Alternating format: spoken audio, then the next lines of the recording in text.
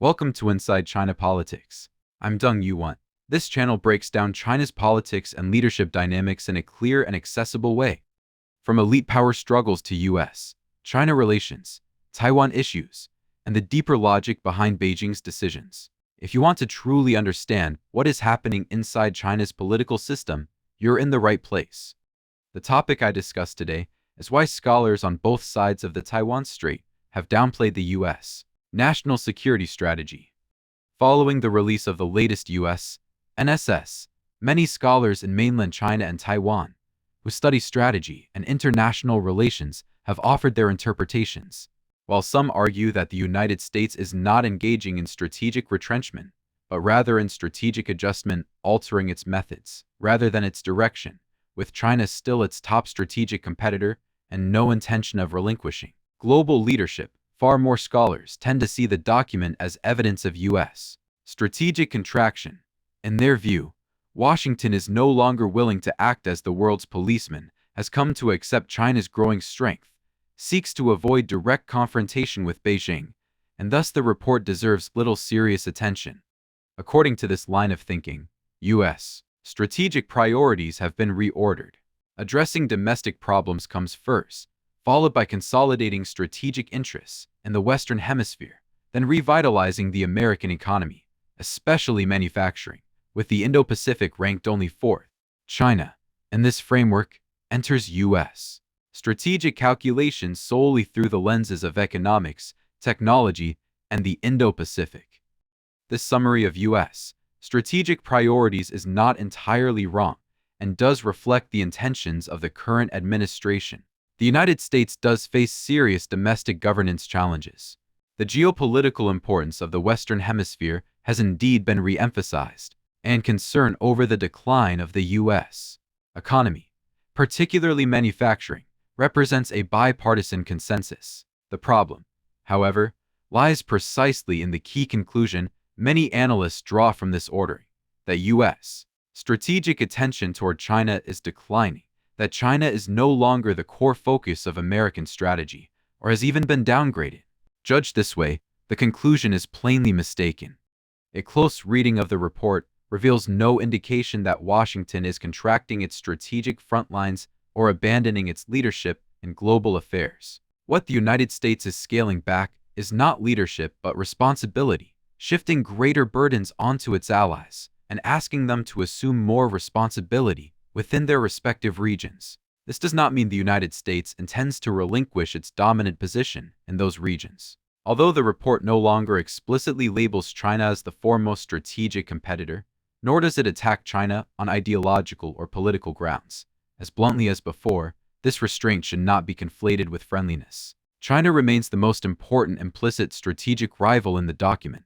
Rhetorical moderation and strategic toughness coexist throughout the text. I have previously argued that, viewed through its overall strategic logic, the report is not about retreat, but about reorganization. Its essence can be summarized in one sentence: consolidate the rear, advance the front, deal with China precisely, and systematically exclude Chinese influence from regions and domains dominated by the United States. In my view, the reasons why many scholars on both sides of the Taiwan Strait have offered dismissive interpretations of the report can be traced mainly to the following factors. First, many analysts underestimate, or even misread, the substantive differences between this document and previous U.S. strategic texts. On the surface, the report appears to continue familiar narratives, defining China as a strategic competitor, emphasizing competition in technology and supply chains, and stressing the importance of the Indo-Pacific and the Taiwan Strait. This makes it easy to see the report as little more than a reaffirmation of existing policy. In reality, however, the strategic logic has shifted in important ways. The United States is no longer merely emphasizing competition or risk management, but is more clearly outlining an exclusionary spatial and systemic arrangement designed to keep China out of U.S.-led geopolitical and institutional frameworks. Because this shift is not presented in inflammatory language, but instead expressed in relatively restrained, technocratic terms, its directional significance has been widely overlooked. Second, many scholars rely too heavily on observations of Donald Trump's personal behavior and the current actions of the U.S. government, while neglecting the institutional significance of the strategy document itself. They focus on whether the Trump administration is cutting overseas commitments, criticizing allies, or attempting to disengage from certain conflicts, without recognizing that a national security strategy is not a summary of short-term policy moves, but an institutionalized confirmation of strategic direction for at least the next 5 years. Interpreting a long-term strategic text through the lens of immediate political behavior almost inevitably leads to an underestimation of its true intent. Third, some scholars focus excessively on the report's relatively restrained and technocratic language regarding China, while ignoring its structurally hardline strategic design. This is, in effect, reading tone instead of structure. The report indeed avoids harsh ideological rhetoric and does not redefine U.S.-China relations as a clash of values. Yet in its spatial delineation, system building, and competitive objectives, its exclusion of China is actually clearer than before. Take the Western Hemisphere as an example. Although China is not explicitly named, the target is unmistakable, preventing further Chinese penetration into Latin America and constraining the Chinese presence already established there. True toughness lies not in whether China is publicly denounced, but in whether the strategy seeks to define which regions and domains China is not permitted to enter. In fact, even at the level of language, the report contains explicit hardline elements. It states clearly that the United States will build a military capable of denying aggression at any point along the First Island chain, and of strengthening the ability of the United States and its allies to deter any attempt to seize Taiwan or to alter the balance of power in ways that would make the island's defense impossible.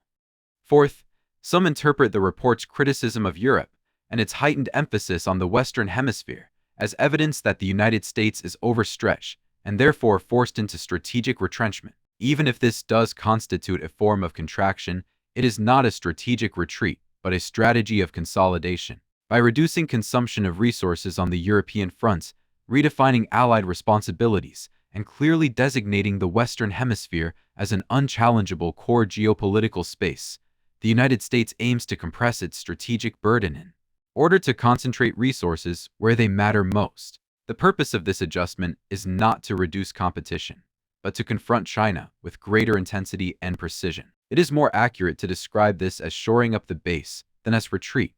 Fifth, similar misjudgments are evident in interpretations of Trump's strong push for a ceasefire in the Russia-Ukraine war. Many see this as a sign of declining U.S.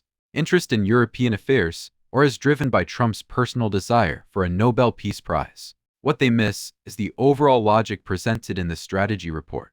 The Russia-Ukraine battlefield continues to drain U.S. strategic attention and resources, while China is identified as the long-term structural rival. From this perspective, efforts to extricate the United States from the Ukraine conflict are not strategic abandonment, but strategic redeployment, an attempt to refocus attention squarely on China. Sixth, and most fundamentally, many interpretations over-personalize U.S. strategy, directly equating Trump's personal style and motivations with the intentions of the U.S. government or even the broader U.S.